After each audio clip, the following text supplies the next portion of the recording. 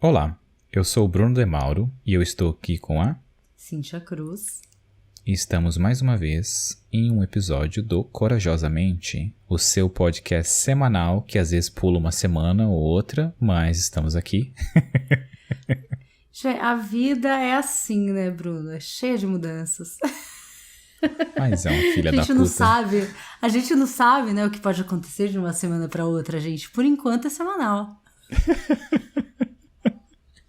É isso, pulamos uma semana ou outra, mas estamos sempre aqui de quarta-feira. E, Cíntia, qual é o tema de hoje? O tema de hoje é um tema que eu e Bruno de Mauro estamos muito familiarizados, que é os processos de mudança, mudar. E para falar disso, a gente vai passar por várias questões científicas e também pessoais, porque cada um, né, Bruno, cada um de nós, nas suas trajetórias, histórias de vida, a gente tem aí mudanças bem radicais. Então, a ideia é compartilhar isso com vocês e, como sempre, fomentar a reflexão sobre esses processos aí, na tua vida, na sua rotina.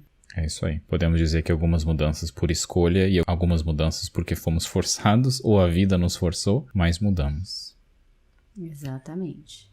E aí, por onde nós começamos a falar desse processo de mudança, né? Antes de começar, eu sei que a gente tem dentro do nosso repertório, a gente acaba se conectando com as coisas. Então, quando a gente fala processos de mudança ou mudança, talvez você pense em, sei lá, X coisas, né? Eu penso em mudar de casa, mudar de carreira, porque tem mais a ver com a minha realidade, né? Nesse momento, os meus pacientes, os meus clientes, enfim.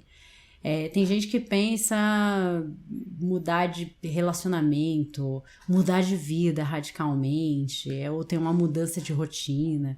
Não sei, o que te vem à cabeça, Bruno? Mudança. Mudança. Quando a gente falou a primeira vez desse tema, a primeira coisa que veio na minha cabeça foi sobre mudanças físicas, né? Mudança de ambiente. Mudança de um lugar para outro, de uma cidade para outra ou de uma casa para outra. E conforme a gente foi falando mais sobre isso, minha cabeça foi mais pensando, isso não é a única mudança que tem na nossa vida. A gente tem mudança de crenças, mudanças de tantas coisas, mudanças de aparências do nosso corpo mudando, e é tanta coisa que vai compondo isso, né, desse sentimento do que muda, e também aquela saudade do que mudou, aquela alegria porque mudou aquilo. Sim, eu acho que eu sou uma apaixonada pela mudança, assim, não é que eu sou apaixonada por mudar. Viciada. Eu sou apaixonada... Eu sou apaixonada pela mudança. E acho que porque dentro do meu trabalho, principalmente nos trabalhos terapêuticos, a gente acompanha, eu me sinto uma espectadora, sei lá, né? Eu tô vendo ali o processo de mudança de alguém. Então eu gosto muito de resgatar algumas sessões do passado, então lembrar de falas da pessoa da primeira sessão que ela teve comigo 1 ano atrás, sabe? Tipo, olha quem era você lá, e a gente olhar para aquilo e falar, nossa, quem era essa pessoa e tal. Eu gosto muito de lembrar de quem eu era em 2019, 2016, nesse período do ano. Então eu tenho, desde pequena eu escrevo. Eu sempre tive diário, né, desde muito pequena, parei, porque, enfim, na vida adulta é mais difícil, mas eu tenho alguns caderninhos, algumas coisinhas que eu vou fazendo alguns registros em certas datas e vou voltando ali. Eu gosto de tentar olhar para a mudança de uma maneira palpável mesmo, sabe? Eu sempre detestei anotar essas coisas, porque depois de alguns anos eu vou lá e leio e me sinto um idiota, como é que eu pensava daquele jeito, sabe? Tipo, nossa, esse Bruno de 2016, que horror, hein, queridos? Porque uma coisa é você evoluir só ou ficar mais velho, e a outra é você ler o que você escreveu naquela época. Eu acho que vem muita parte de perfeccionismo, né? Então, tipo, eu lia sobre algo antigo e pensava, nossa, como é que eu podia não saber algo? E exatamente, eu não sabia algo naquela época, como eu não sei um monte de coisa agora. Então, eu acho que eu me aceito mais hoje, então eu consigo ler coisas minhas ou ver coisas minhas. Por exemplo, o primeiro episódio que gravamos desse podcast, sem pensar em coisas de tipo, eu não sabia algo ou me senti triste por isso. Também tem esse sentimento de reler essa parte nossa antes da mudança ou antes de aprender mais e entender que isso era o que a gente tinha naquele momento, né? Mas é louco porque hoje você lê o que você escreveu em 2016 e acha uma baboseira. E provavelmente em 2025, quando você olhar o que você escreveu em 2021, você fala, nossa, que baboseira. Então é isso, né, gente? Os budistas falam muito sobre a inconstância, né? E a gente tá o tempo inteiro mudando, a gente a cada segundo deixa de ser a mesma pessoa, desde das células do teu corpo que vão se modificando, nascendo e morrendo. Então, né, a gente tem essa falsa ilusão, mas é insuportável viver lembrando disso. E aí, isso me remete a Spinoza, né, que fala muito sobre isso, né? É insuportável viver com a ideia de que eu não sei quem são as pessoas que estão ao meu redor, porque elas mudam o tempo inteiro. Então, vamos fingir que a gente sabe, que eu sei exatamente quem é o Bruno, que eu sei exatamente quem é a Ju, quem é, né, e tá tudo bem. Mas a gente não sabe de verdade, né? Porque a gente tá o tempo inteiro mudando. Então, é uma ilusão que a gente se apega, que é confortável, mas que é uma ilusão, né? E faz muito sentido esse episódio também, porque a gente ficou, 3 semanas sem gravar? Então, a Cíntia já é outra pessoa agora. Já tá em outro ambiente, é outra coisa. Tipo, nem sei quem é Cíntia mais. Quem é essa pessoa estranha aqui? Oi, Bruno, eu sou a Cíntia. E assim, né, gente, eu mudei de casa, né, eu fui morar com meu namorado, então não é só uma mudança física, né, uma mudança da rotina, enfim, tô no meu segundo casamento, né, tava brincando com a minha irmã esses dias, falei, meu Deus, eu nunca ia imaginar que antes dos 40 eu ia casar 2 vezes, né, eu ia morar 2 vezes com uma pessoa, enfim, é muito louco, né, a gente não faz a menor ideia do que vai ser a nossa vida, mas é uma mudança que eu não morar com alguém, né? Essa é a segunda vez, mas mudar de casa, uma coisa que quem já escuta a gente faz um tempo sabe que eu já mudei muitas vezes de casa, muitas vezes de cidade, então mudar de ambiente pra mim foi uma coisa muito rotineira. E aí, esse lance da gente se chocar com a mudança, eu acho que eu me adapto rapidamente com as coisas, né? Meu terapeuta tava falando isso, ele usou uma palavra pra falar sobre isso, assim, né? Mas sobre como eu me adapto e vou me organizando ali para que a adaptação seja rápida. Mas foi um processo, né? Eu passei por muitos choques de mudanças lá no passado para que hoje eu consiga ter essa adaptabilidade e me organizar dentro desses processos e tal. É isso. É isso?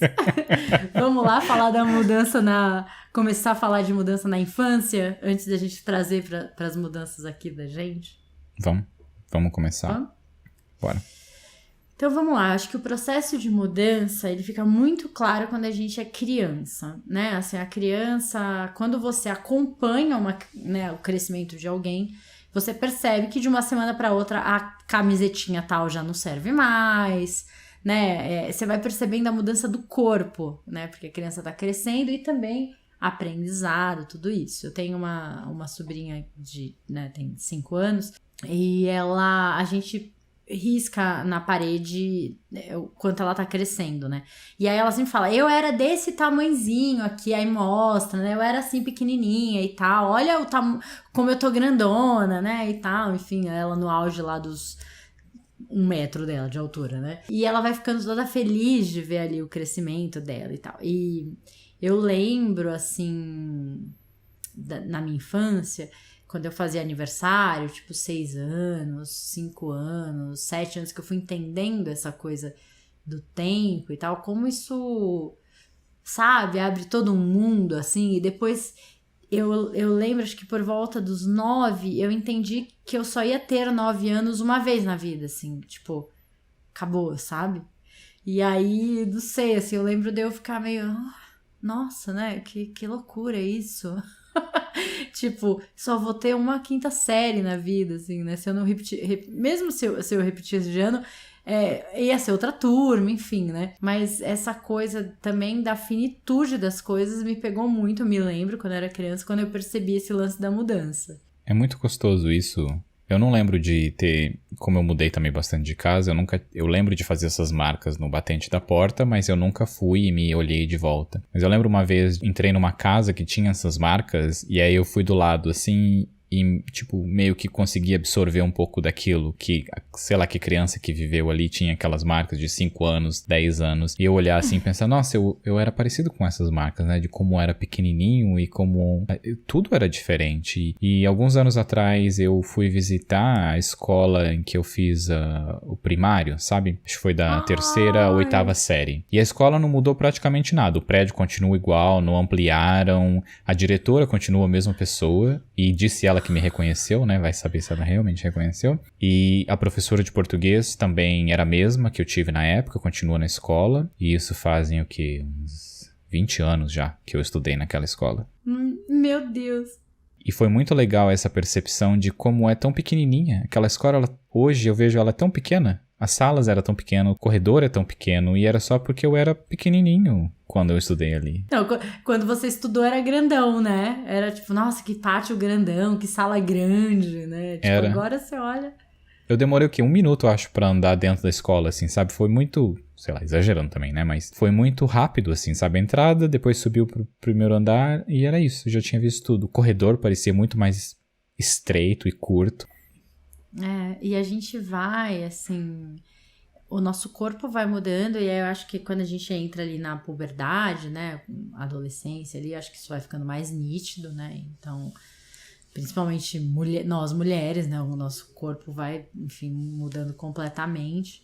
E eu lembro, assim, dessa coisa das mudanças do corpo. Eu sempre fui muito magrinha, muito. E a adolescência ali, criei muito quadril, bumbum, peito e tal. Foi muito rápido, assim, não sei. Talvez não tenha sido rápido. Pra mim foi muito rápido. E eu lembro da coisa do peso, sabe? Tipo, sei lá, a vida inteira pesei 40 quilos e aí tô pesando 50. Tipo, meu Deus, era... Enfim, né? 50 quilos eu acho que eu nunca mais vou pesar na minha vida. Tomara Deus que não, né? Porque pra eu pesar 50 quilos hoje, gente, eu peso 80. Eu vou, tipo, sei lá, tô definhando doente.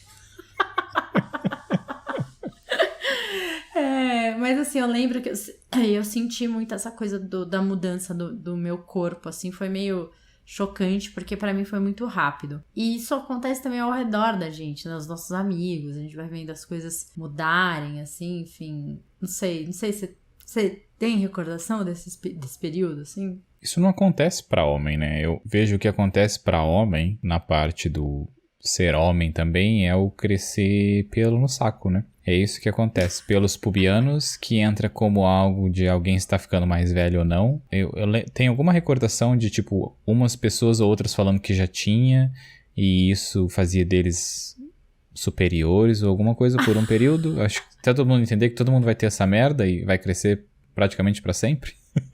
Mas não tem outra comparação nisso. A parte de músculo é algo que a maioria dos homens vai ter, né? Desenvolve muito mais rápido, com pouca atividade física. Pelo menos o que eu tenho de recordação. Nossa, é engraçado você falar isso sendo homem, né? Assim, como se você tivesse sentido pouco as mudanças no corpo. Mas eu lembro que por volta ali, acho que dos 14, 15 anos, a gente... Eu, minha irmã, meu irmão, a gente fazia capoeira, né? Fiz capoeira a adolescência inteira. E eu lembro da gente, de como a percepção das meninas estava mais aguçada pra coisa do corpo dos meninos, sabe? O ombro mais largo, capoeira, né? Os meninos sem camisa, aquela coisa da gente, nossa, fulano não sei o quê, olha a bunda do ciclano, assim, porque já tem uma estrutura, né? 14, 15 anos, que não é mais de um menininho magricelinho, né? Assim... É outro porte e tal, e eu lembro que isso pra gente, né, pras meninas era muito forte, muito evidente, então tipo, fulano era o mais gostoso da capoeira, tinha um corpo super bonito, enfim, mas não sei, assim, tem uma coisa da percepção. E tem uma coisa que acontece na adolescência também, em relação à mudança, é que a gente começa a perceber também que os nossos pais não são perfeitos, né? A gente começa a ver as falhas dos adultos, não só os pais, a professora, enfim. Quando a gente é criança, tem não é à toa que você se apaixona pela primeira professora, tem aquele encantamento, parece que os adultos são perfeitos e incríveis, né? E aí, quando você começa a entrar na adolescência, que certos limites vão começar a serem dados pra você vai ser... Em certas famílias, a gente é super podado, né? Aquele momento...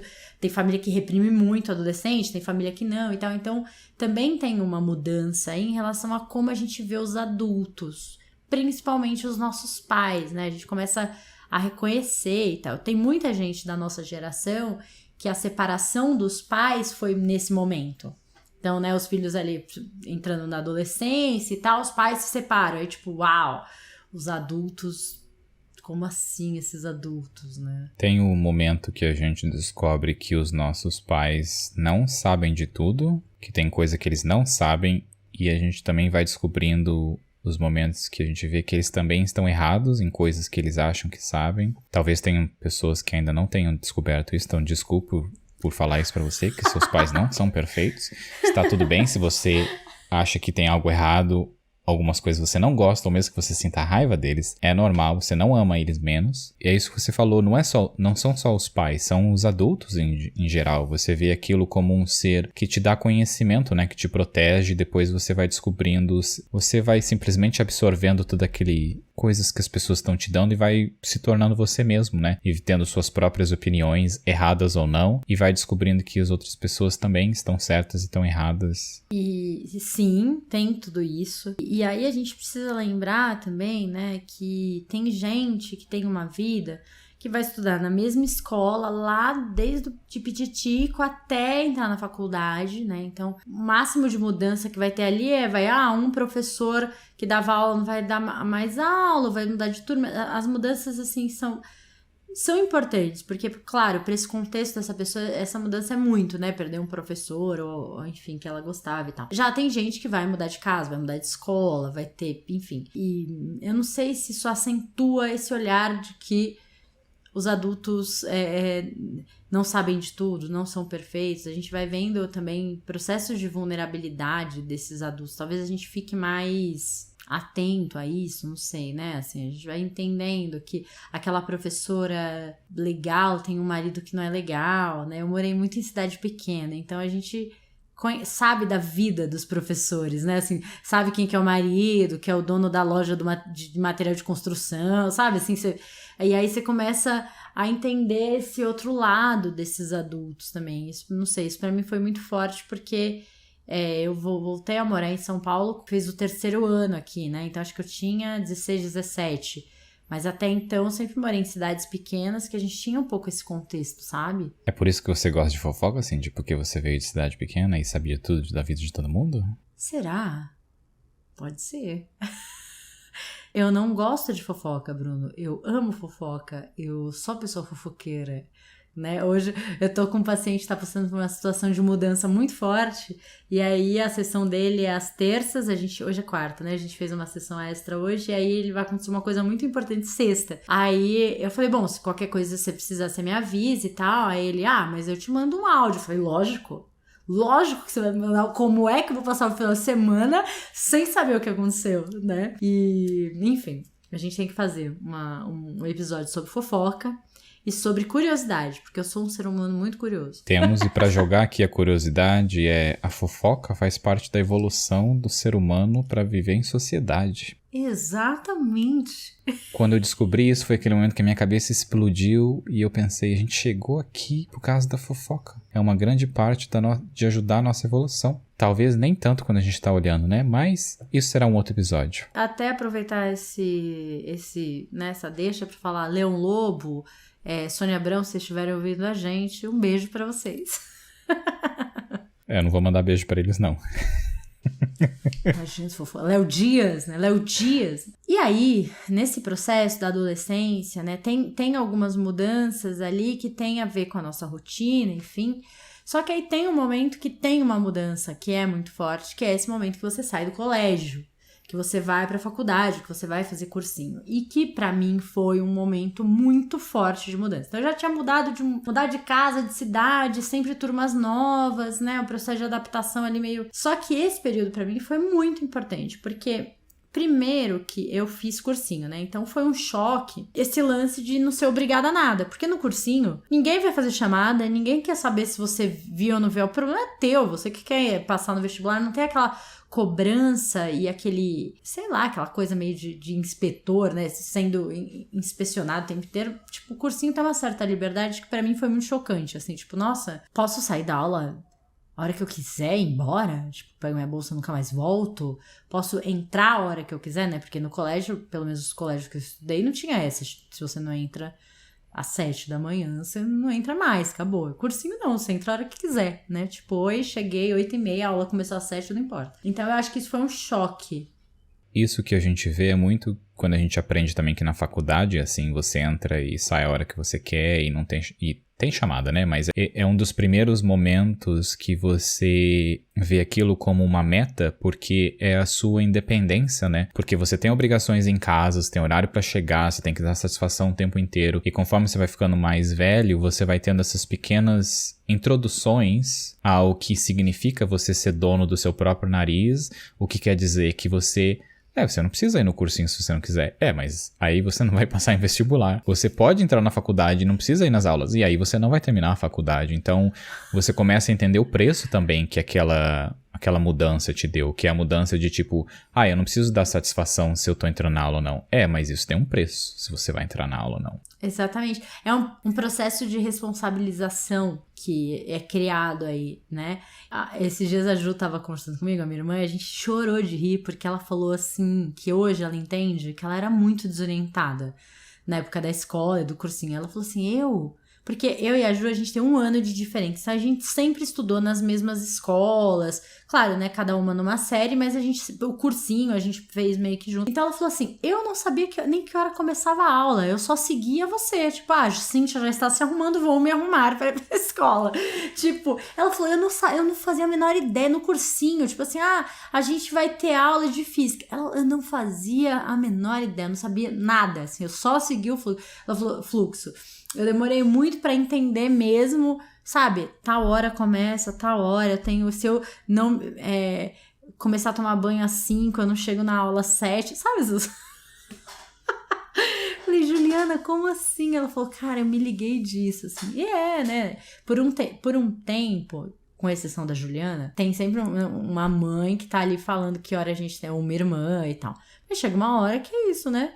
O cursinho só você vai, a faculdade, o processo é seu. Então, esse período de transição cursinho ou colégio-faculdade, eu acho super importante, assim, para nossa responsabilização e, enfim, autorresponsabilidade, né? É bem interessante. Isso me fez lembrar de uma coisa que mesmo quando a gente vira adulto e a gente mora com os nossos pais ou com alguém, você ainda tem esse ponto de dar satisfação pra alguém, né? Eu vou a um lugar tal, vou voltar na hora X ou pessoas Y. E é uma forma de respeito também de cuidado, né? De você dar essa informação. E de se sentir cuidado, só que você não se sente cuidado. E me veio esse sentimento agora falando disso, porque eu moro sozinho faz alguns anos já. Bem, eu tenho um gato, mas eu continuo não dando satisfação pra ele. E como ele também não dá... E ele pra você, né? Exato. Mas, às vezes, vem um sentimento de falta de ter que dar satisfação pra alguém, sabe? Que é aquele sentimento de cuidado. Não que eu não seja cuidado, tenho meus amigos, tenho família, mas eu simplesmente posso viajar ou sair e voltar a hora que eu quiser e não dou satisfação pra ninguém porque eu sou um adulto. Mas acho que vem pelo menos uma vez por ano essa falta de ter que de dizer pra alguém, sabe? Tô indo ali e vou viajar aqui. Só compartilhando aqui também tem esse outro ponto do viver sozinho. Todo o resto é bom, maravilhoso. Especialmente se você tem máquina de lavar a louça. Tá aí um processo de mudança que eu tenho passado, que agora a gente tem lava-louça e a vida é bela, gente. A vida é muito boa. Ainda mais quando você recebe amigos, né, Bruno? Pelo um monte de taça, tipo, é muito maravilhoso. Eu acho que pra mim, eu sou a irmã mais velha e a minha mãe, nós somos em 3, né? Então eu tenho um ano de diferença pra Ju e 4 anos de diferença pro Mário, que é meu irmão mais novo. Então, e a minha mãe sempre trabalhou fora. Eu não sei se desde muito cedo, eu não consigo lembrar desde quando, mas esse lance de horário do almoço, horário pra começar a se arrumar pra ir pro colégio, não perder a hora, sabe? Eu sempre fui muito ligada nessas coisas desde muito cedo.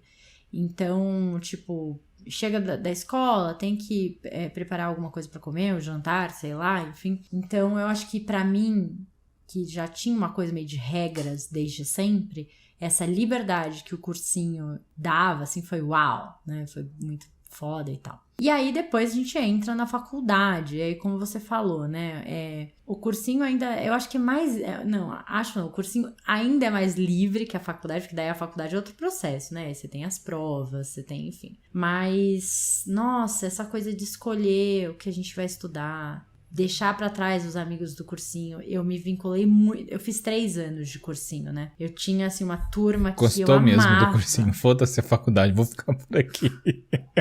Eu quero cursinho da Poli, amo vocês. Não, porque a gente tinha esse lance da grana, né? Assim, os meus amigos não tinham a menor condição de pagar uma faculdade. A maioria deles prestou engenharia. Então, aqui em São Paulo é caríssima a faculdade de engenharia, né? Particular. Então, a gente ficou por 3 anos. Eu estudei, acho que no primeiro ano aos sábados. Então, era aquele intensivão. Ficava o sábado inteiro no cursinho. Eu trabalhava durante a semana. Aí, depois fazia cursinho de manhã. Que era aquele perrengue todo. De sair correndo do cursinho, ir pro trabalho, trabalhar até 10 horas da noite e tal. Depois acho que eu estudei à noite também. Enfim, eu passei por todos os turnos lá do cursinho da Poli. E era uma turma que eu gostava muito, assim. Porque, pra mim, meu período de cursinho foi o momento que eu mais me libertei na vida. Foi o momento que eu escolhi que eu ia ser quem eu realmente era. Que eu não ia ficar mais lá morrendo de vergonha das coisas, trancada, sei lá, atrás da... Porque eu sempre fui muito comunicativa, mas no colégio eu não conseguia, assim. Mas sei lá, bullying, cada hora numa escola. Então eu ficava muito na minha, assim, meio intimidada, sabe? E no cursinho eu falei, cara, desde o primeiro dia, eu falei, eu quero nem saber essa porra aqui, eu que vou mandar nessa porra toda. E foi muito assim mesmo, assim, né? Eu era super popular, conhecia todo mundo, até hoje. Às vezes, sei lá, há uns anos atrás eu tava no cinema, o cara com a namorada me olhando, assim, eu tava na época com o meu ex-marido e eu, meu Deus, esse cara me olhando, sabe? Eu meio incomodada, e ele com a namorada, daqui a pouco ele veio, falei, não, tipo, assim, ó, né? Chocada. Aí ele... Oi, Cíntia, tudo bom? Não sei o que, eu sou fulano, a gente estudou no cursinho da Poli, eu não conseguia fazer a menor ideia quem era. E, enfim, então assim, foi um período muito importante, acho que pro meu processo de comunicação, da adulta que eu sou hoje, aquele período ali no cursinho. E foi importante pra faculdade também, porque daí eu entrei na faculdade muito mais segura e, enfim, foi bem legal. Assim. Você era líder da matilha, então? Eu não acho que eu era líder da matilha, assim, mas eu tinha voz, assim, né? O uivo tava lá, entendeu? Tava, né? Eu sempre falei e tal. E aí na faculdade, eu queria, assim, cutucar isso nas pessoas que estão ouvindo a gente, né? Assim, quem era você no colégio? Quem era você no cursinho? Quem era você na faculdade? Era a mesma pessoa? Você mudou muito, né? Eu mudei muito, tenho certeza absoluta, assim, que a pessoa que eu fui no colégio não era a pessoa que tava no cursinho, que também não era a pessoa que tava na faculdade, né? Eu tenho um amigo que me conheceu na época do cursinho e até hoje ele brinca comigo e fala, você sempre foi blogueira, nem existia blog, você tinha certeza que você ia que você ia ser blogueira e tal, sempre falando muito, falando com todo mundo, né? Então, enfim. No colégio, eu sempre fui muito nerd, de sentar na frente e estudar, sabe? E era aquele representante da sala. Eu tinha bastante amigos / conhecidos, sabe? Eu lembro porque coisa de representante era sobre... Era votação, né, que você entrava, não era só você quer entrar e você entra. Se candidatava a isso. Mas eu lembro que... Eu tô tentando lembrar. Eu acho que eu fui muito parecido no colégio e no colegial, no primeiro grau e no segundo grau, né? E na faculdade eu acho que eu não mudei muito. Um dos pontos eu era bem magrelo, talvez por isso que eu não tenha me identificado com esse negócio de ombros largos. Eu só fui mesmo engordar ou construir mais massa muscular mais velho. Porque talvez eu não... Eu corri muito na minha vida, de correr mesmo, literalmente eu gostava de correr. Comecei a correr com 18 anos e corria sempre. Todo fim de semana praticamente eu corria. E eu não reparei que aquilo me deixava muito magrelo. Mas enfim, eu mudei muito, eu acho que depois que eu mudei de país, sabe? Eu acho que a mudança que você disse que você consegue identificar de você ser a Cíntia do colegial e ser a Cíntia do cursinho, uma das lobas líderes da matilha, pra mim foi essa mudança de país que me deu essa liberdade. O sentimento que vem é um sentimento de pertencimento. Não sei se você teve isso quando você entrou no cursinho, que eu não me sentia pertencendo aos lugares que eu frequentava, e quando eu mudei eu me senti pertencendo aonde eu estava ali, sabe? Foi bem um sentimento acolhedor e bem novo aquele sentimento. E esse Pertencimento. Puta merda, não consigo falar. Pertencimento. Obrigado.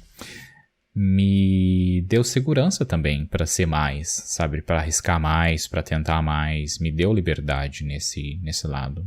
Nossa, acho que você tocou num ponto muito importante, assim. Muito importante. Porque eu acho que se sentir pertencente a um ambiente faz toda a diferença. Eu não tinha... Acho que eu nunca, nesses anos todos aí de terapia e tal, acho que a minha grande questão era essa. Eu não me sentia muito pertencente a essas escolas. Eu ficava há pouco tempo. Quando eu chegava, os grupos já estavam formados, né? As pessoas já eram amigas há bastante tempo. E, sei lá, daria um tempo eu ia embora mesmo. Então, eu acho que eu não me sentia pertencente a essas escolas. E no cursinho, todos nós entramos juntos. Tipo, tava todo mundo, né, saindo do colégio, indo pro cursinho e tal. Então, foi um vínculo meio que tava todo mundo na mesma página. E aí, eu acho que eu me senti mais pertencente a esse grupo. E tanto que me vinculei muito, né? Muitos deles tenho contato até hoje, enfim, né? Sei lá, 20 anos depois. E na faculdade também, eu fui com, assim... Eu não sei se eu fui com muita certeza pra psicologia, mas eu fui me descobrindo muito na psicologia. Eu me sentia muita vontade naquele curso. E fiz amigos incríveis desde o começo, né? Tanto, enfim, tenho amigos que são amigos até hoje. E eu acho que o processo de mudança fica mais fácil quando a gente se sente pertencendo àquele grupo, enfim, aquelas pessoas e tal. Facilita, né? Assim, acho que tem tudo a ver. E aí eu queria falar um pouquinho sobre esses processos de mudança, né? Tem pessoas que estudam isso. Então, a gente tem uma pesquisadora, que é a Kubler-Ross, isso. E ela foi acompanhando pacientes terminais e como os pacientes e a família reagiam ao luto, ao processo de, olha, é um câncer terminal, né? Como é que essas pessoas reagiam a isso? E aí ela foi falando das fases do luto. E eu vou falar um pouquinho disso. Por que eu tô falando das fases do luto? Porque depois, com o tempo, os pesquisadores, as pessoas foram pegando essas fases e levando para fases da mudança mesmo, inclusive dentro das organizações e das empresas e tal. Então, ela fala que, assim, quando você recebe um diagnóstico de uma doença terminal, a reação, assim, mais padrão, não quer dizer que vocês vão passar por todas essas etapas, mas normalmente, assim, tem um choque, né? Então, você, tipo, como assim? Pera, né? Que doença? Não, né? Fica ali meio aquele choque. E depois você entra na negação. Nossa, mas será que é isso mesmo? Vou fazer outro exame. Vamos procurar outros médicos. Pode ter sido engano. E enfim, né? E tem gente que passa 2 dias em negação, tem gente que passa 2 anos. Eu tive uma amiga na adolescência que ela engravidou. E ela passou a gestação inteira em negação. Tipo assim, minha menstruação está atrasada. Não sei o quê. E ela escondeu a gestação inteira, tipo, durante 9 meses. Ela emagreceu. Tipo, ninguém assim, sabe? Você tem noção, uma pessoa com 9 meses e ninguém saber que ela... Enfim, foi um... Então, assim, passou 9 meses em negação. Depois da negação, a gente entra em frustração. Tipo, nossa, é isso. É isso, a pessoa vai morrer, acabou, é o fim... e tal, né, enfim. E aí você entra, e isso é no gráfico, quando a gente vai olhar para esses processos, ele é um vale mesmo. Começa lá em cima, vai caindo, choque, negação, frustração. E aí lá embaixo, confusão e depressão, ou confusão e raiva. Então tem gente que da frustração vai pra depressão, tipo, nossa, deixa, desiste, acabou. Ou tem gente que vai, que merda... Pra quê? Eu, sei lá, né, rezei pra Deus a vida inteira. Que Deus é esse? Aí se revolta contra Deus e tal. Enfim, né? Tem aí esse período da raiva. Depois disso, aí a gente já vai subindo nesse vale. Que é a aceitação. Aí, bom, ok. Então doença terminal, vai ter que fazer químio, quanto tempo de vida, como que vai ser e tal. E aí você entra em processo de decisão. Então, o que eu vou fazer a respeito disso? E aí você vai entrando na última etapa, que é a integração e movimento. Ações em relação a isso. Então, essas são as etapas do luto. Quando a gente se depara com mudança, ou obrigatórias, ou semi-obrigatórias, né, assim, mudanças impostas ou não, de alguma maneira a gente também passa por esses processos de se chocar. Nossa, mas será que eu preciso mesmo mudar de país para trabalhar? E aí você entra em negação, né? Então, não, deve ter outro jeito e tal, e depois você se frustra, enfim, a gente vai passando aí. Tem gente que acaba se fixando em alguma das etapas. Então, sabe, tem gente que é demitido do nada, assim, e tal, e ela fica chocada, negação, frustração, confusão e depressão, ou confusão e raiva. Ela continua na confusão e raiva durante 7 anos depois da demissão. Então, é interessante a gente olhar para esses processos, né? Eu acho que todas as vezes que eu mudei de cidade, ou que eu mudei de colégio, tinha um choque, tinha a negação de continuar com contato com os amigos da cidade antiga, sabe? Aquela coisa assim, negando que você tá numa cidade nova. Tipo, não, a gente vai ser amigo pra sempre, a gente vai se falar todos os dias, depois de todas as semanas, todos os meses, depois nunca mais...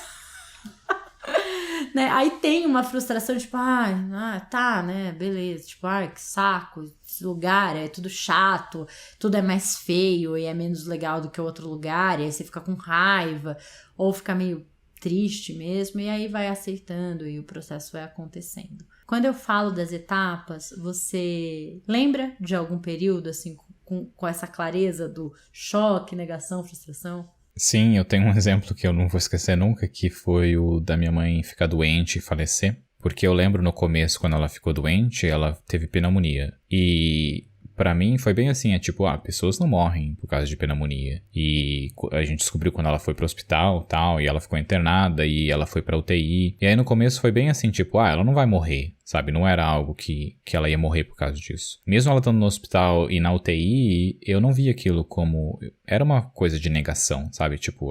Não, minha mãe não vai morrer agora, porque ela só tem 50 e poucos anos. Não tá na hora ainda, sabe? É só uma pneumonia, ela é forte. E aí, aos poucos, começar a entender que aquilo tava acontecendo e de que era só, uma coisa que eu tava me dizendo, mas falando com o médico e entendendo coisas, não, era algo que tava ali e que ia acontecer, sabe? Não era só porque era uma pneumonia, ou porque ela tava no hospital, ou porque ela é jovem, são fatores da vida e coisas acontecem. E eu lembro disso, de negação, como isso é completamente fora do nosso controle, né? De que não é algo que a gente simplesmente escolhe estar em negação, é só o que dá pra fazer ali, né? O que aquilo é um choque tão grande, porque ela sempre foi uma pessoa forte. Por exemplo, ela nunca foi pro hospital ficar internada ou coisas assim. Ela ia pro hospital fazer exame ou quando tava doente. E eu acho que é o mesmo quando esse exemplo que você deu da pessoa grávida, não, como assim eu vou ficar grávida numa idade assim, ou nesse momento, ou usei camisinha, ou tomo pílula, ou isso vai acabar com a minha vida, ou seja o que for que passou na cabeça da pessoa. É um choque tão grande que o seu mecanismo de defesa é não aceitar que aquilo é real e só olhar pro lado positivo, que no meu caso eu tinha uma coisa positiva que não, ela vai ficar bem, ela vai sobreviver. Um pouco diferente de gravidez, né? Não é algo que você, não, eu não estou grávida, não. Se você está, você está. Mas nessa parte era também a parte de esperança, de não, ela vai ficar bem, ela vai sobreviver, ela vai crescer, vai continuar aqui pra ver os netos ou etc, seja o que for. E não, isso não ia acontecer. E não aconteceu. Isso é uma parte que eu vejo de negação que eu tive, mas no outro exemplo que você deu sobre a parte de amigos e de você crescer sobre depois do... Você vai manter a negação da perda do amigo, sabe? Não, vou manter contato e fala uma vez por mês, depois nunca mais fala. Porque acontece muito também quando a gente é jovem... O nosso círculo de amigos são pessoas que a gente vê todo dia porque a gente é forçado pra ver aquela pessoa todo dia. A gente não tem ainda muito o entendimento de que, não, aquela pessoa é minha amiga porque eu gosto muito dela e mesmo que a gente não vá se ver todo dia forçadamente, a gente vai continuar amigo. Porque isso acontece... Eu acho que a gente só entende isso depois quando adulto, né? Quando você conhece pessoas e você pensa, essa pessoa é legal, eu quero manter essa pessoa na minha vida. Não é um pensamento simples assim, mas é um pensamento de eu quero ver ela mais, vou mandar mais mensagem, vou continuar vendo. E quando adolescente, isso não acontece, porque a gente não combinava com a maioria das pessoas que tinha no colegial e a gente só coexistia porque a gente era forçado de estar ali naquele ambiente. Sim, eu acho que, olhando pra isso, assim, eu acho que uma das mudanças que eu mais senti de cidade, de escola, foi esse período da capoeira, e não porque os meninos da capoeira eram gostosos. Ou, eram gostosos, é ótimo. Gente, os moleques de tipo 15 anos. Só você também tinha 15, né? Na nossa visão, eles eram muito gostosos.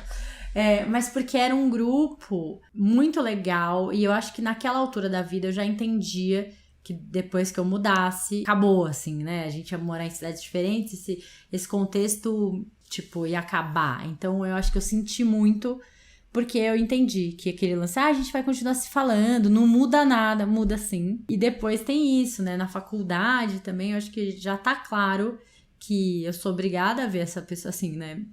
A circunstância me obriga a ver essas pessoas todos os dias. Mas em algum momento isso vai acabar, e quem eu quero que continue na minha vida dali pra frente, né?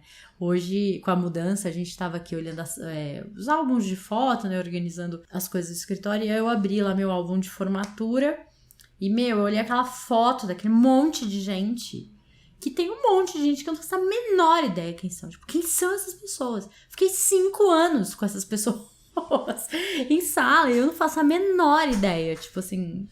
Meu Deus, que loucura, né? Enfim, falando sobre esses processos de mudança, eu quero entrar num outro viés, que a gente tá falando de mudanças que são impostas, né? Sair do colégio, ter que entrar na faculdade, morte de alguém que a gente ama muito e tal. Mas e quando a gente quer mudar? Sabe quando você começa a se incomodar com alguma coisa, com o trabalho, com a rotina que você tem, com a vida que você leva, com o relacionamento, sei lá o que for, e aí você fala, não, eu preciso mudar. E aí, como é que acontece ou não acontece esse processo, né? Porque eu preciso mudar é diferente de eu quero mudar, que é diferente de eu desejo muito essa mudança. É muito diferente, né? E, enfim, queria te ouvir um pouquinho, porque eu, como... alguém que ajuda as pessoas a mudarem, tem muita coisa para falar sobre isso. Quando eu penso em mudança nesse sentido, o ponto principal é porque você cresceu mais do que aquele espaço ali te proporciona espaço para continuar, né? Você, tanto num relacionamento quanto no emprego, você cresceu tudo que tinha para crescer ali, você quer mais... Você é mais do que você era de quando você entrou. Talvez aquele emprego vai te dar um espaço para crescer. Talvez exista esse espaço, talvez não exista. E o relacionamento é a mesma coisa. Talvez aquela pessoa não cresceu na mesma velocidade. Talvez ela cresceu, mas cresceu para outra direção diferente da sua. Mas eu vejo muito que as mudanças que eu tive de carreira e mudanças de relacionamento me remetem muito a essa lembrança de tipo, eu tô me sentindo meio entediado pelo fato de que eu não me sinto crescendo mais, eu não me sinto aprendendo, não me sinto desafiado ou criando soluções para problemas, tá tudo muito monótono, muito fácil, sabe? O que você acha disso? Não, acho que você tem toda a razão, porque a gente fala muito sobre se diminuir para caber, né? Tem gente que vai crescendo, sei lá, a cobra troca de pele em algum momento, é um processo chato, demoradinho e tal, mas ela precisa, porque ela tá maior, né? Sei lá, tem um monte de bicho que tem que trocar de casco, que é um processo doloroso, porque o casco é uma proteção e tal, mas isso precisa acontecer, porque tá desconfortável, né? E a gente não passa só por uma troca de casco na vida. É muita coisa que você vai crescendo e não vai cabendo, desde a tua turma de amigos que, nossa, vocês são amigos desde a infância, vocês não têm nada a ver hoje em dia, e você fica insistindo em ter essas pessoas por perto, né? Até o trabalho que você faz, ou o relacionamento que você tá, enfim. E esse processo, assim, é muito interessante, que tem gente que é empurrado pra mudança, então o marido vai e pede o divórcio, sabe? Ela tava infeliz no casamento há anos e tal, mas o fato dele ter pedido a separação, nossa, era o casamento da vida. Se agarra aquele casco que não cabe mais e tal, e fica ali. E isso gera muita dor. Quando a gente acompanha processos terapêuticos, a gente vê de tudo. Desde a pessoa que se dá conta que esse espaço tá pequeno e ela quer sair, e o processo é para ajudá-la a passar por tudo isso, até a pessoa que é empurrada para a mudança. Pode ser muito doloroso esse caminho, muito doloroso, ou não. eu já vi, assim, é tão interessante que a gente tem, a minha clínica, pelo menos, né, é interessante que os meus pacientes têm ciclos. Eu acho que a vida do terapeuta também reflete muito o processo dos pacientes que a gente tem, né? Então, assim, normalmente quando as mudanças começam a acontecer, acontece com um monte de paciente, tipo, muda de casa, de trabalho, larga marido, sabe? As coisas vão acontecendo, assim. E, cara, é muito louco como a gente tem a capacidade de criar o caos nos processos de mudança, ou não. Né? Então, assim, eu tenho paciente que tá na dor, lógico, né? Tá, sei lá, terminando um casamento, saindo de uma empresa que ficou anos, ou que é sócio, sei lá. E a pessoa olha para aquilo, entende onde tá a dor exatamente e finca o pé na realidade e vai ali, sabe, um passinho de cada vez. Já tem gente que não, que já, sabe, cria o caos, já vai pensando em todas as coisas que podem dar errado com essa mudança, já sofre pelas coisas que podem dar errado. Nossa, e vai se afundando naquilo e toda a energia que ela deveria ter, né, pra estar ali presente, fazendo o processo de mudança acontecer, ela tá tentando pegar fôlego, né? Sabe aquele meme que a menininha tá se afogando na piscina e vem alguém e coloca ela de pé e dá pé e a água tá na cintura dela, assim, ela sai assim. Exatamente isso. Tem gente que tá exatamente assim, né? Ai, tô me afogando aqui. Tipo, põe o pé no chão. Se você parar de espernear, você consegue colocar o pé no chão. Eu acho muito louco acompanhar esses processos. Acho muito louco. E acho muito louco, depois de um ano, olhar pra tudo aquilo e falar assim, nossa, lembra? Essa coisa é gostosa nessa parte do outro lado, né? Que a gente começou falando sobre quando a gente olha pra uma coisa do passado que a gente escreveu num livro, ou que a gente evoluiu hoje e é muito mais inteligente do que era antes. Mas também tem essa outra parte que quando você escreve, fica mais fácil também de você lembrar de algo que te dava muito medo e você se cagava todo pra fazer aquilo e você foi, mudou e vê como hoje é só parte do seu dia a dia, né? De tipo, nossa, como é que eu tinha medo daquilo? Ou por que eu ainda tenho medo daquilo até hoje? Mas isso é outra discussão.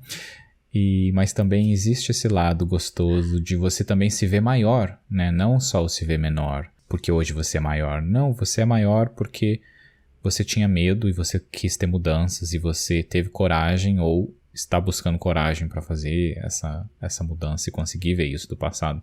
Tem um exercício que a gente usa muito na clínica. Eu não lembro o nome que ele tem, mas você se imagina com 80 anos... lembrando dessa situação e como você gostaria de contar como você viveu essa situação. Então, no caso do trabalho, né? Você gostaria de, aos 80 anos, estar contando para os seus netos, ou sei lá para quem, né? Que, nossa, eu realmente odiava o meu emprego, odiava aquelas pessoas que trabalhavam comigo e eu fiquei 20 anos trabalhando com elas. Eu fiquei 30 anos. Ou você gostaria de contar que, cara, você... criou coragem, juntou todas as forças e fez um movimento. Na época foi muito arriscado, mas que foi super importante. Como que você quer contar essa história? E eu adoro esse exercício, porque eu lembro que quando a gente morava com a minha mãe, né, ali todo mundo com, sei lá, eu tava com 25, 26, não lembro, 27 talvez, meu irmão, né, minha irmã, todo mundo, a gente namorava com a minha mãe. E aí a minha avó teve Alzheimer e a minha mãe resolve voltar a morar no interior pra cuidar da minha avó. E ela brincava que ela que saiu de casa. Ela falou, meus filhos tudo quase 30 anos, ninguém saiu de casa, eu resolvi sair de casa, não sei o que e tal, né? Vou pra casa da minha mãe, não aguento mais vocês. E ela foi morar, cuidar da minha avó e ela deixou a gente mesmo. Só que o meu irmão foi com ela. E eu e a minha irmã, a gente tava num momento meio estressante, assim, entre a gente. Enfim, a Ju foi morar em outro lugar e eu fiquei na casa que a gente morava com a minha mãe. E foi muito louco, porque no dia da mudança, eu tinha eu já dava treinamento na época. Eu tinha uma palestra, alguma coisa. Eu sei que eu saí de casa bem cedinho, eles estavam, sabe, o caminhão tava chegando pra levar as coisas, a casa, aquela zona. E quando eu cheguei, a casa tava vazia. Tipo, eles já tinham mudado, né? E aí eu lembro que eu entrei naquela casa... Imagina, eu morava com os meus irmãos, minha mãe, aquela casa cheia, namorados, né? Namorada da minha irmã, namorada do meu irmão, aquela confusão.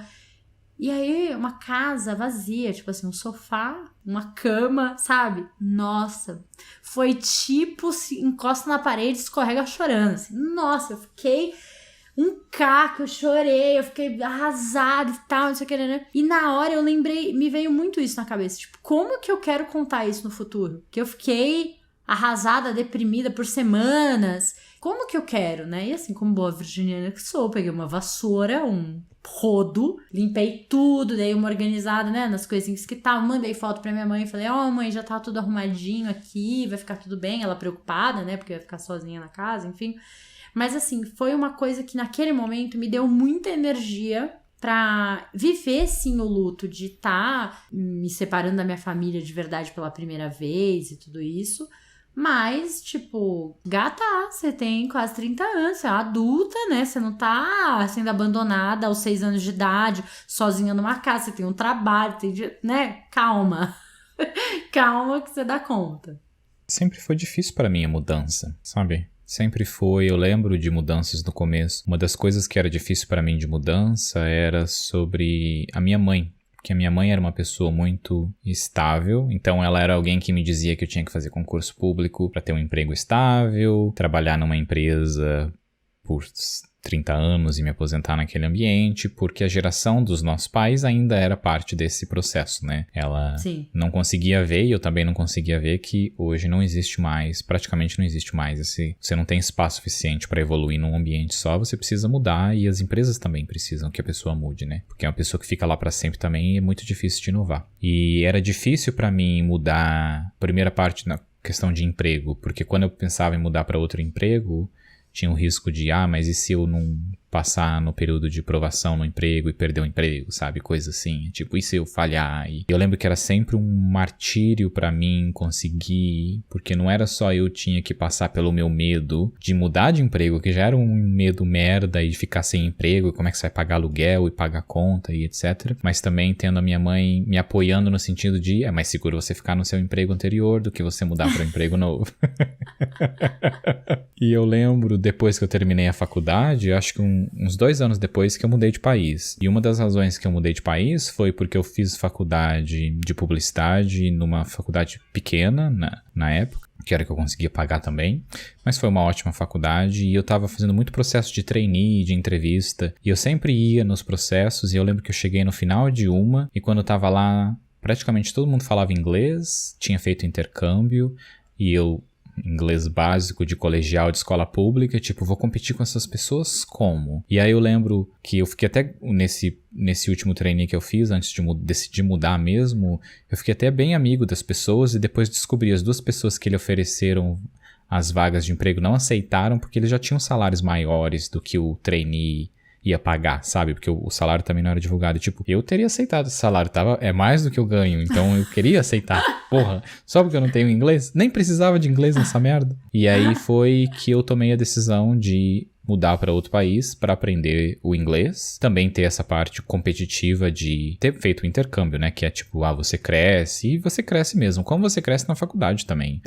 Manejar tempo e despesas e tudo isso também acontece na faculdade. Não é só o intercâmbio que te dá isso.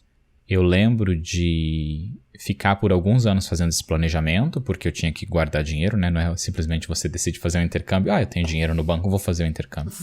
Tô indo, Teve um processo de guardar dinheiro com essa intenção, e eu lembro de fazer essa mudança, e foi bem uma mudança de medo, porque também era, desde que eu comecei a trabalhar, eu nunca tinha ficado não trabalhando, sabe? Então eu comecei a trabalhar com 17, e eu mudei de país, eu tinha 27, eu acho, quando eu mudei para a Irlanda. Então ia ser a primeira vez que eu ia pedir demissão e estar num ambiente que eu ia ficar sem trabalho nenhum, sabe? Eu não tinha certeza nenhuma porque eu tava mudando para um país que eu não falava porra nenhuma daquele idioma e não sabia como conseguir emprego. Também tinha esse outro medo de mudança que é tipo, como você fica sem trabalhar, mesmo tendo dinheiro guardado, sabe? É uma coisa de tipo...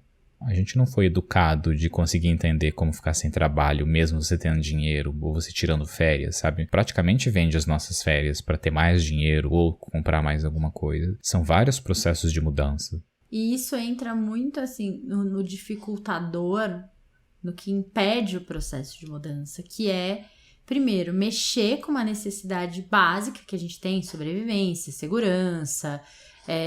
abrigo, né? E você pode ficar sem casa, está num país estranho, você não conhece ninguém, enfim, então a gente tem medo de sair da caverninha, né, ali, ir pra muito longe, e se cai uma chuva, não tem como voltar pro abrigo que eu tô acostumada, né? Então, quando as pessoas falam da zona de conforto, a tal da zona de conforto, tem muito esse espaço pra eu dar um passo pra mudança, ainda mais um passo assim, né? Que muda de país, que mexe com a questão financeira e tal. Tem gente que leva muito a sério as necessidades básicas e tem gente que não.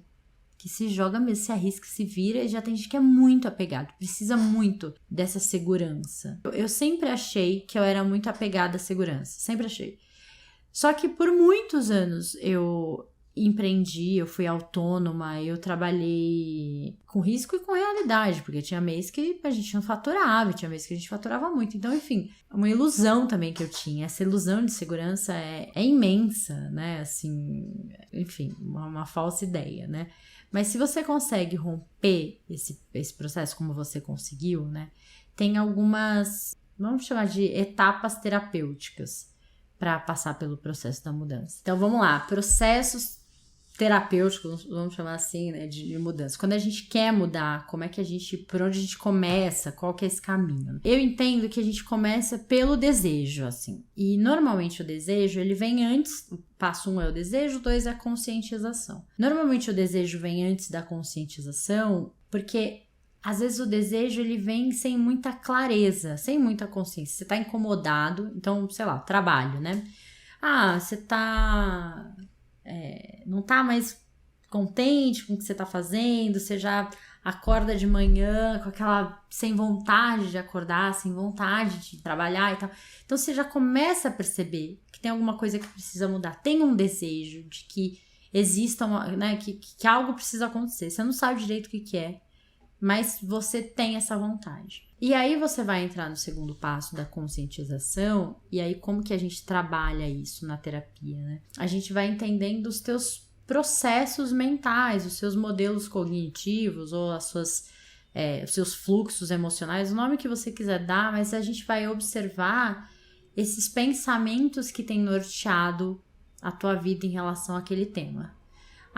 Todos os dias eu me pego pensando que, sei lá, meu trabalho não faz diferença nenhuma no mundo. Ou que eu ir zero é a mesma coisa nessa empresa. Ou que eu sou sempre atropelado. Eu me pego pensando que, cara, pra que fazer esse tipo de trabalho? Enfim, né? Aí você vai identificando esses pensamentos e a partir deles é muito fácil entender os estados emocionais que vêm na sequência, né? Se eu me pego várias vezes ao dia pensando que meu trabalho não faz diferença nenhuma no mundo, que estado emocional que isso gera, né?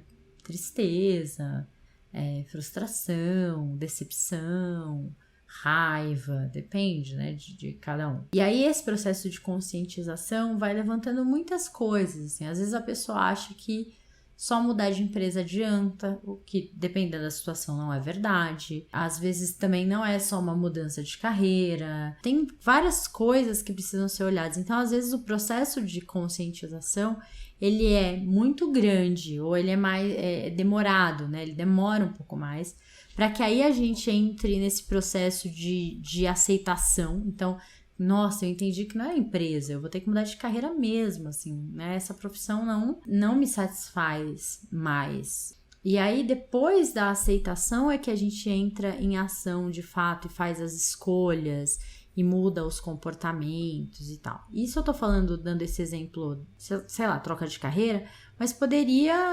alimentação, né? Assim, acho que eu tô comendo mal, já tô com quase 40 anos, não dá pra ficar com essa vida de hambúrguer e cerveja, dia sim, dia não, tem um desejo de mudar. Essa risadinha é porque você tá numa vida de hambúrguer e cerveja dia sim, dia não, Bruno de Mal? Porque você falou não dá pra viver assim, ué. Isso vai ter um preço, mas claro dá. Que dá.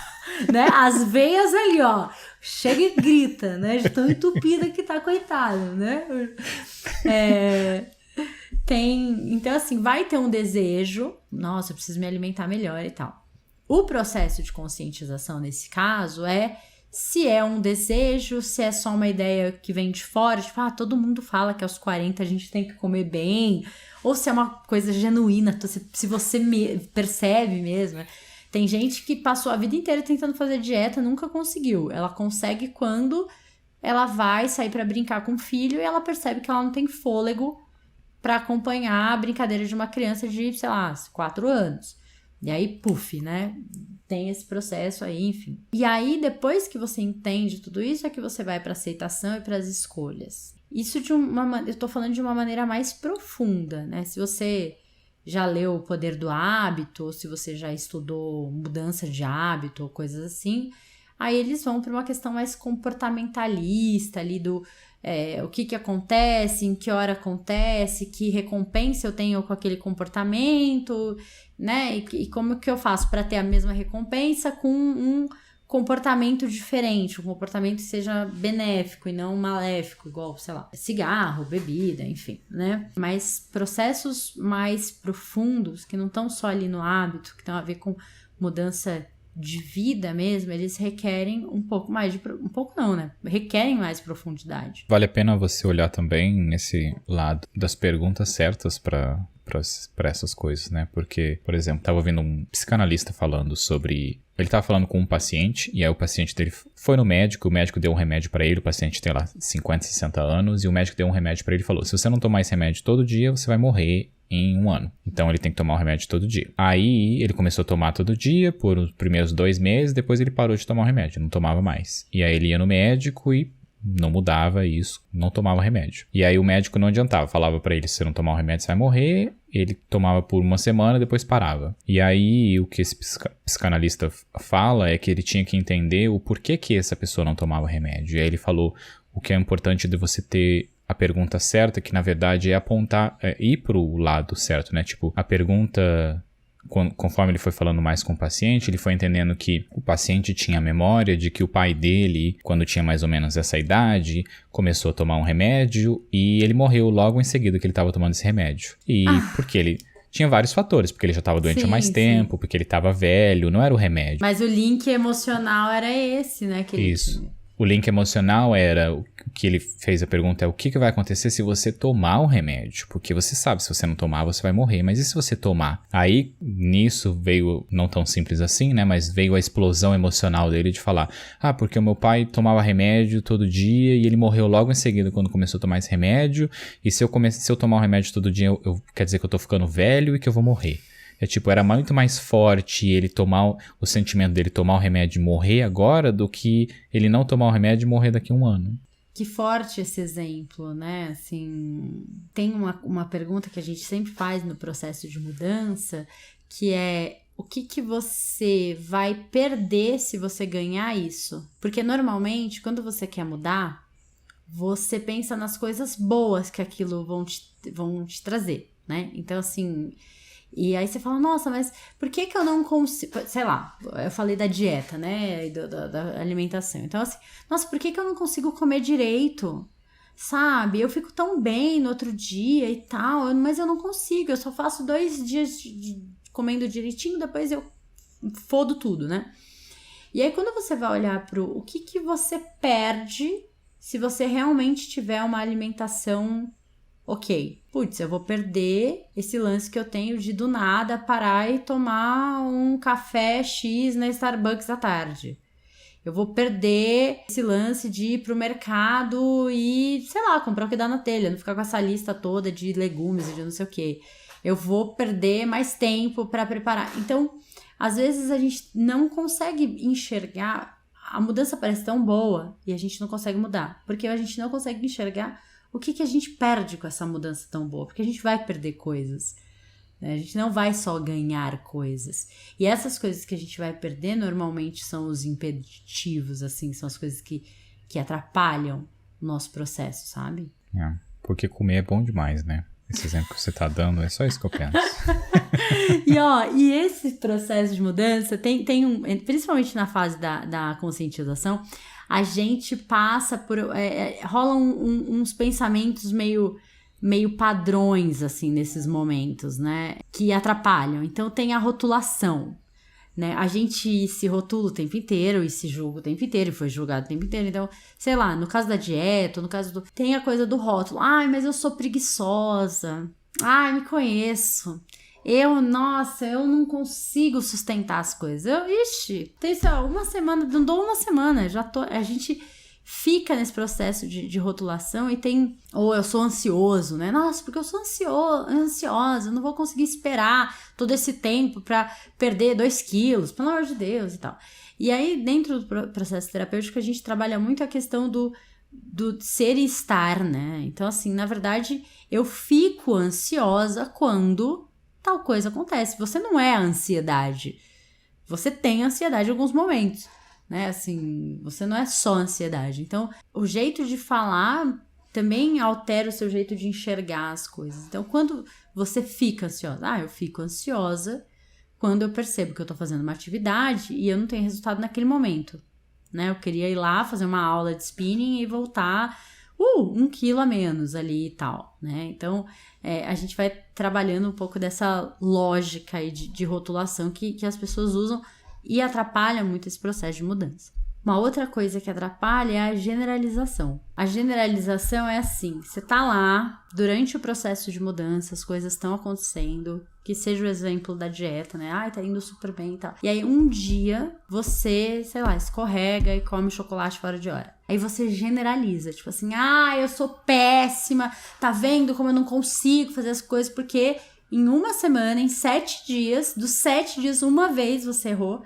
E aí isso vira tudo. Porque, tá vendo, eu sou a pior pessoa e tal. E aí, nossa, já vai por água abaixo, né?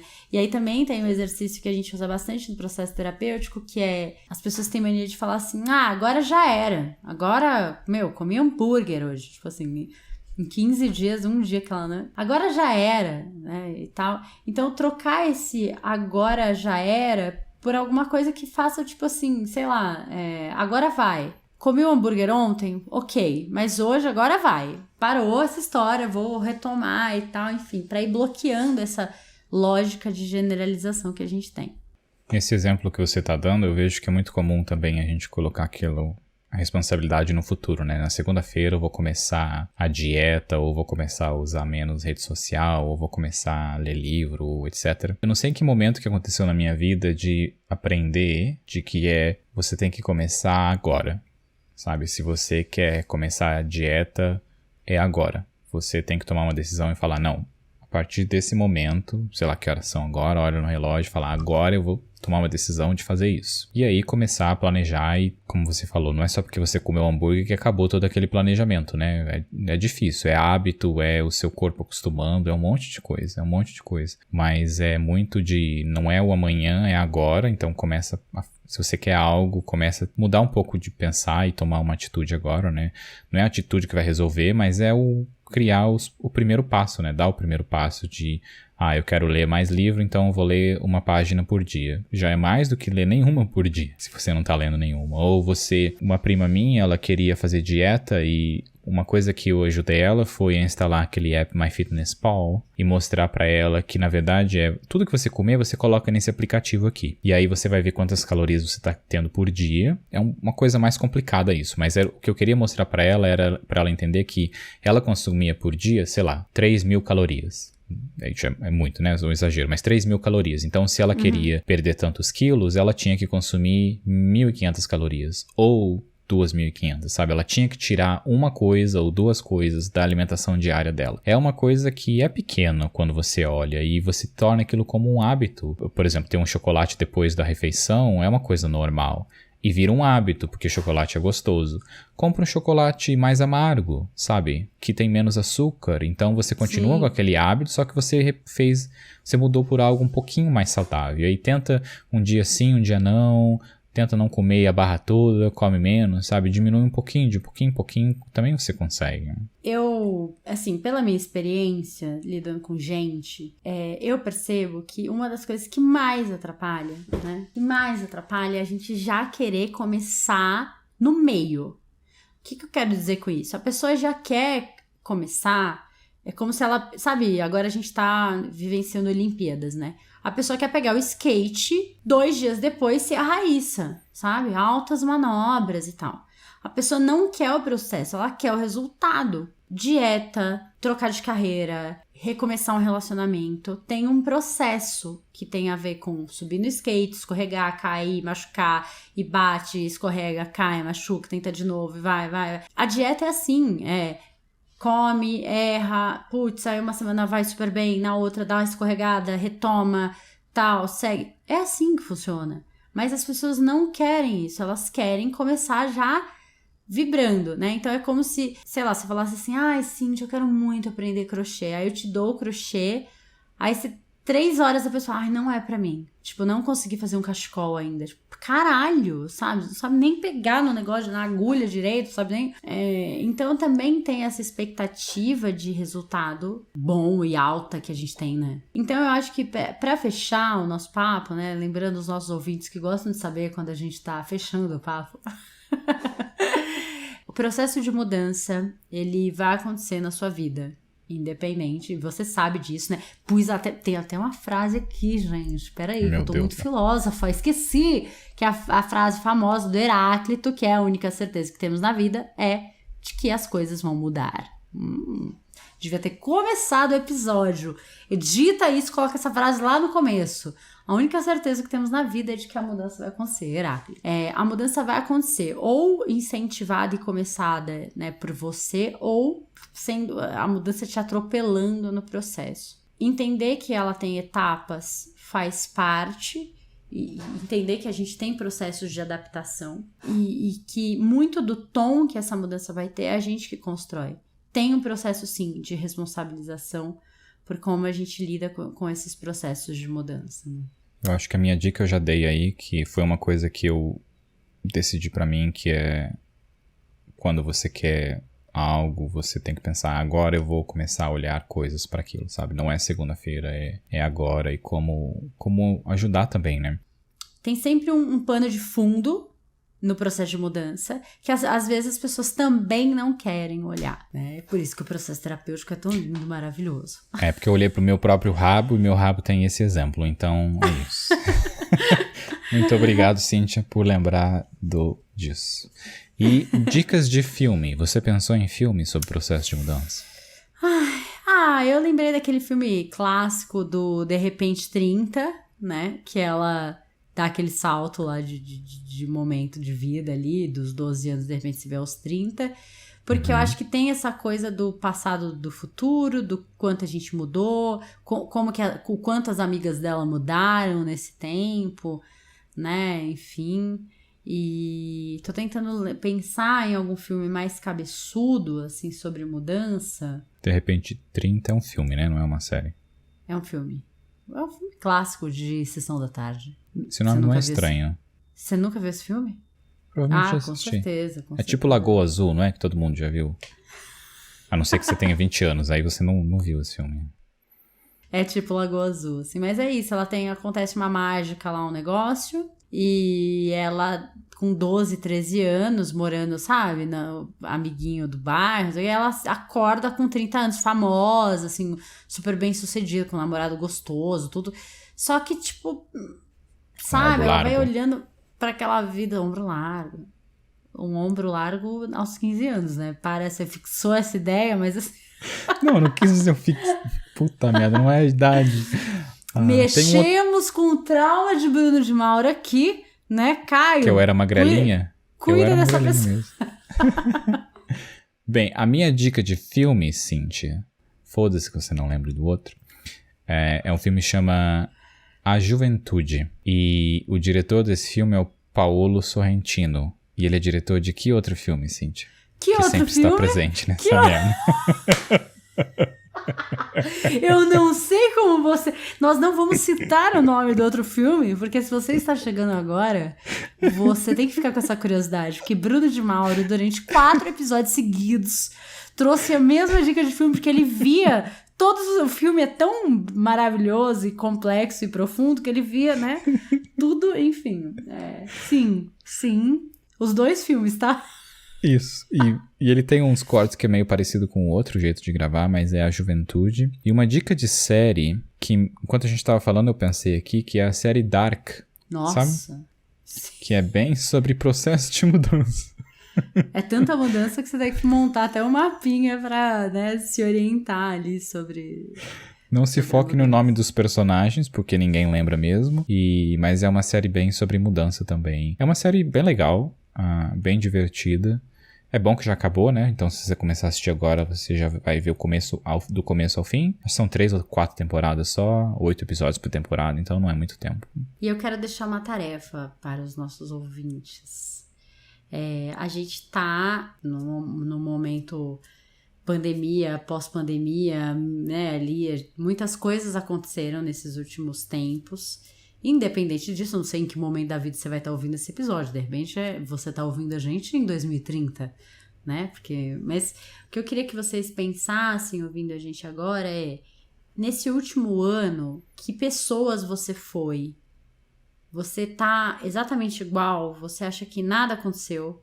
Ou não? Tipo, muitas coisas aconteceram nesse tempo. O que aconteceu, né? Quem você era há um ano atrás e de onde vieram as motivações para essas mudanças? Você foi atropelado pelas mudanças ou você foi o desencadeador dessas mudanças? Você foi o responsável pelas mudanças ou você foi só afetado pelas mudanças que o mundo te impôs? Ai, Cíntia, mas tem certo e errado? E se eu só fui afetado? Não, eu acho que é uma questão aí para você pensar, né?